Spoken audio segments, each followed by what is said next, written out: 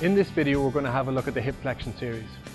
The hip flexors are especially important in athletic groin pain because the role they play in swing leg recovery, whether it's during kicking mechanics or swing leg recovery during running mechanics, but also how they stabilise the anterior hip during hip extension and toe off positions when running.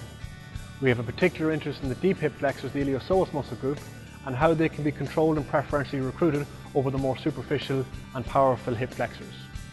If we're looking to assess the muscle group and function, we can look at Sinead here, bring her range, her hip, manually into inner range hip flexion while maintaining an extended position on the stance leg, and look at her ability to maintain inner range hip flexion as she lets go. As you can see, she can't maintain active equals passive hip flexion.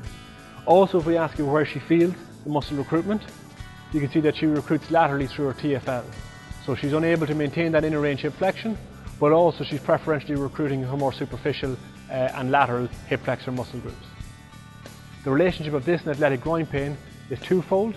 Number one is the preferential recruitment of the more superficial muscles that can lead to symptom development, whether that's the adductor longus, sartorius, rec fem, or tensor fasciae latae, or in addition, the creation or retention of maladaptive patterns, especially during running mechanics, that see excessive rotation during swing leg recovery and kicking, leading to overload of the abdominal muscle groups. The entry-level exercise for the hip flexion stream is hip flexion supported against the wall.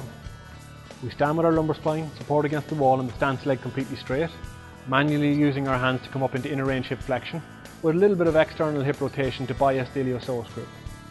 As we slowly let go, we want to feel the burn of the iliopsoas across the hip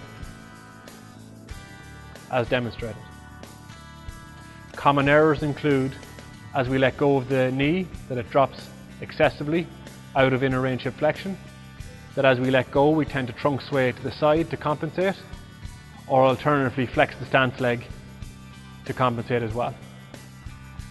So to review, we want to maintain an extended stance knee with our lumbar spine supported against the wall and maintain that inner range hip flexion as we gently let go. The progression of the wall supported hip flexion exercise is to remove the support of the wall and do it in freestanding as shown. The regression of the wall supported hip flexion exercise is hip flexion in supine, with the trunk fully supported, providing manual resistance with a contralateral hand.